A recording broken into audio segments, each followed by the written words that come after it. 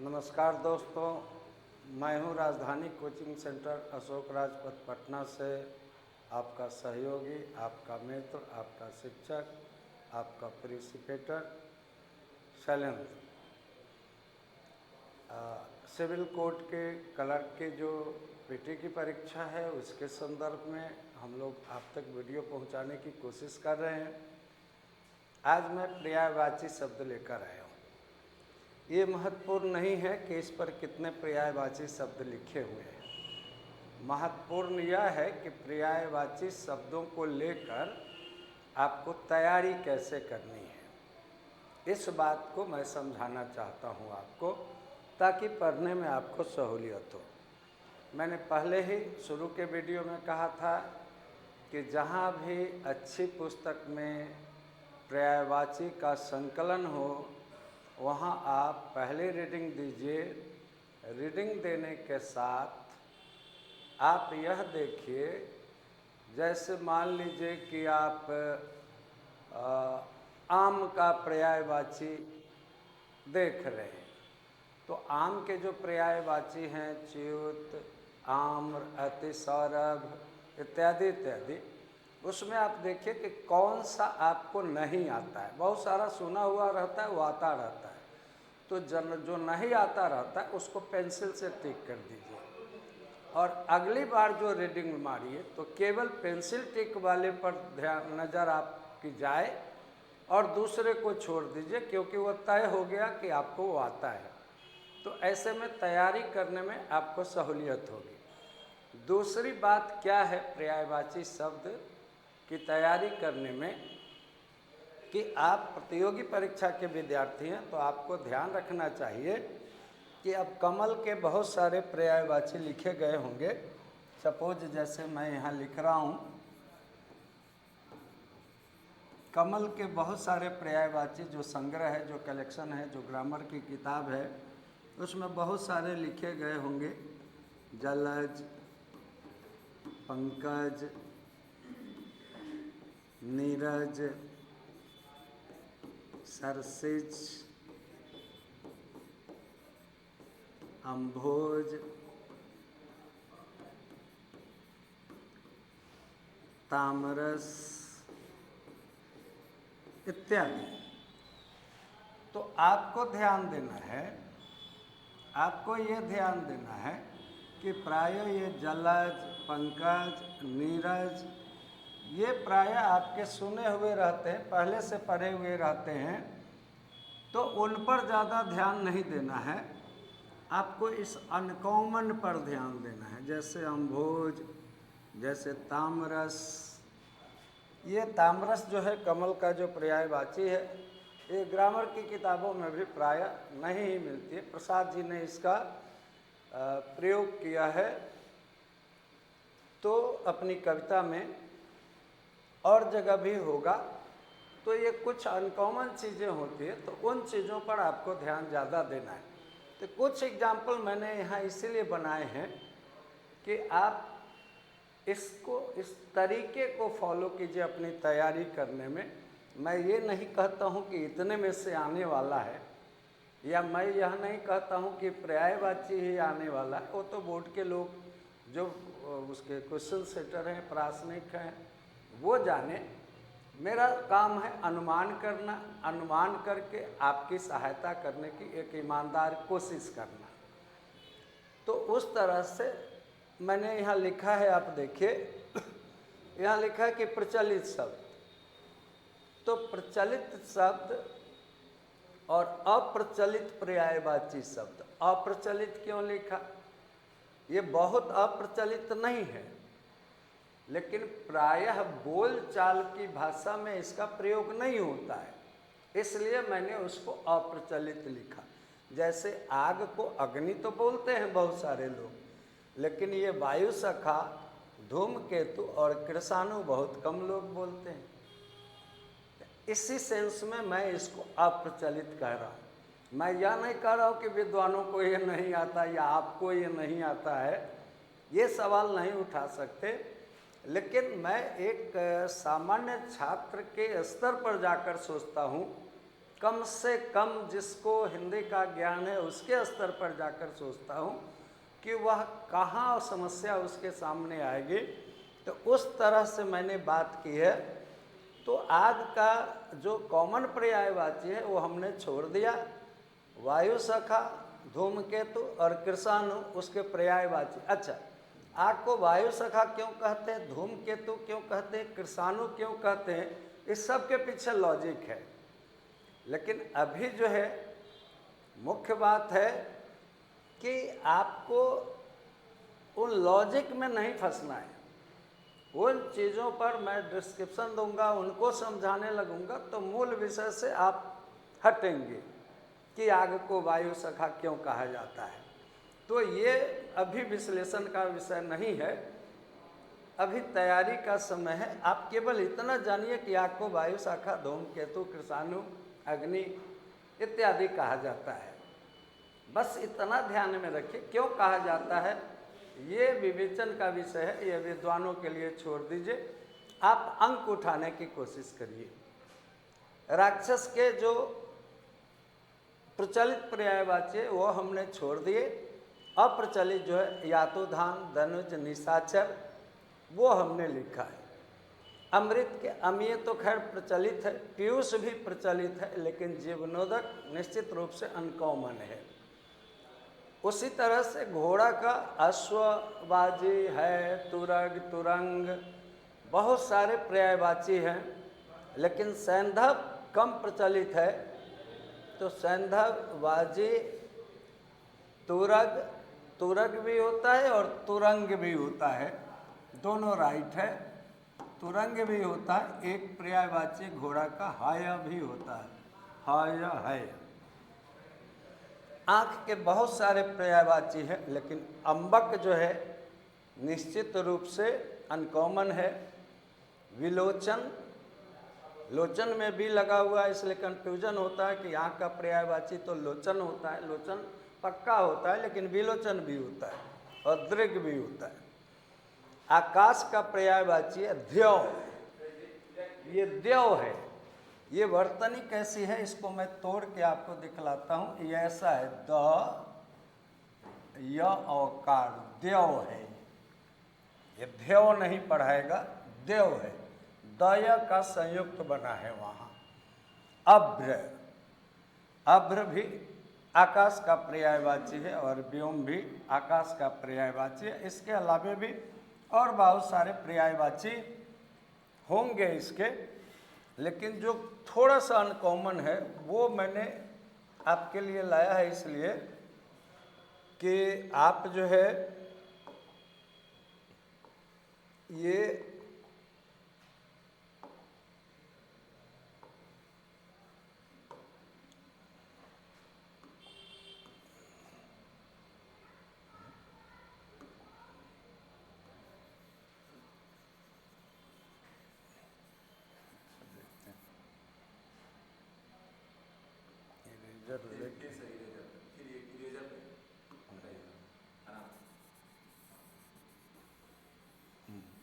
इसका कारण क्या है, ये नहीं है कि मैंने कोई तीर मार दिया आपके लिए, बस यह किया है कि आपकी आंखें खोलने की कोशिश की है कि सचमुच आप किस तरह से तैयारी करेंगे कि आप लक्ष्य पर पहुंचेंगे।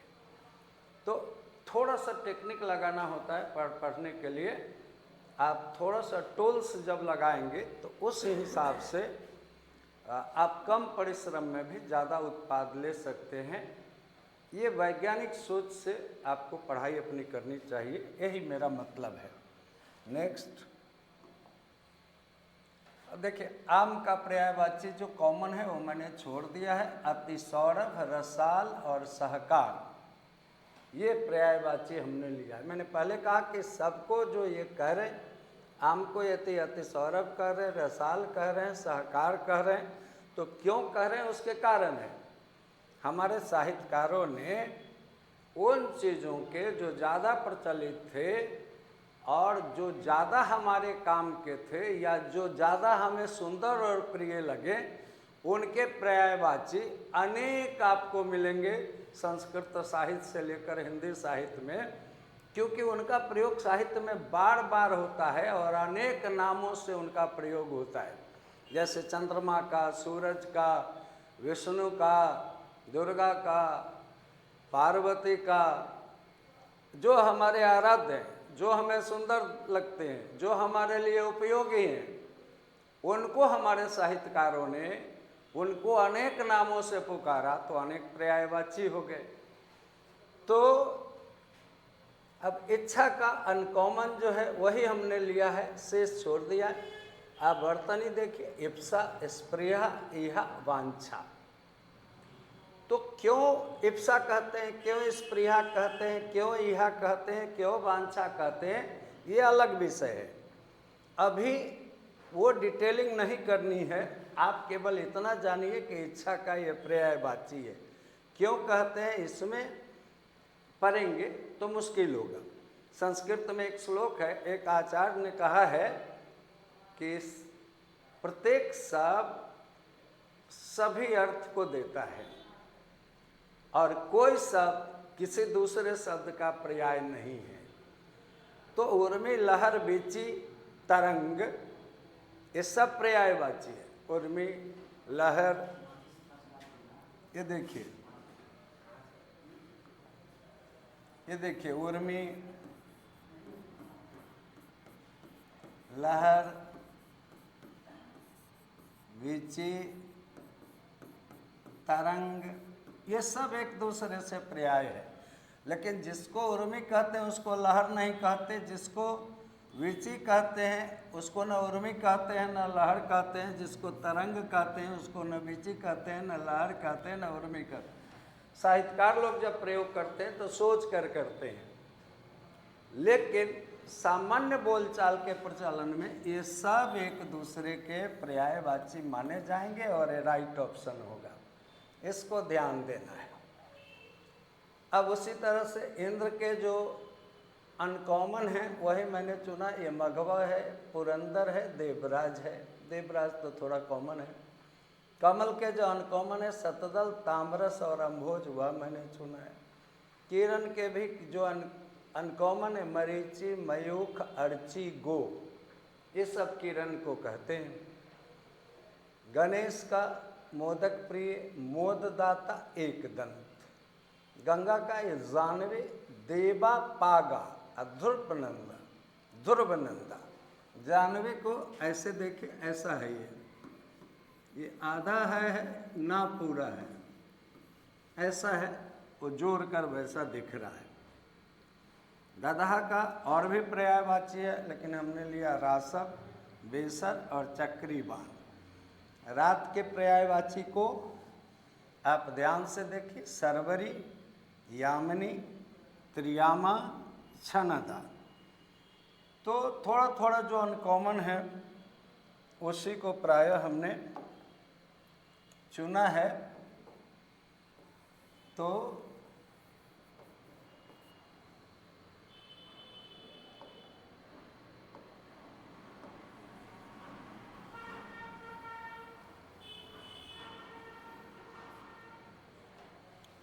नेक्स्ट अब देखिए, जंगल तो कानन, विपिन, अरण्य, समुद्र तो नदीस, अर्णव, अवधि, सागर, तो रत्नाकर आदि अनेक पर्यायवाची हैं। सांप के भी बहुत सारे पर्यायवाची हैं, लेकिन व्याल, फनी और फनक ये मैंने।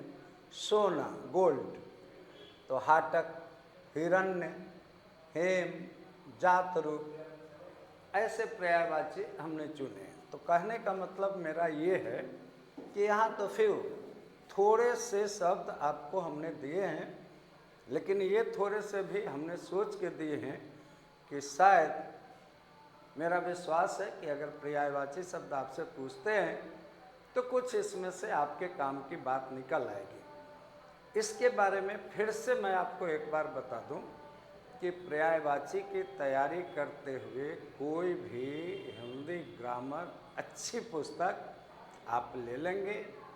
पहली रीडिंग में आप पढ़ते जाएंगे और देखेंगे।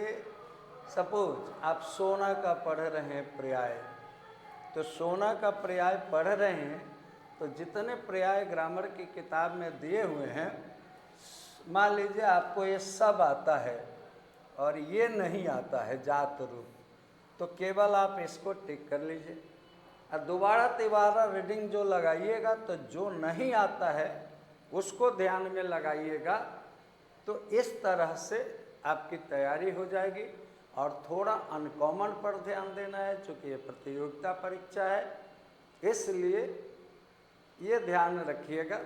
और इसमें टीचर का सच पूछे तो बहुत रोल नहीं है।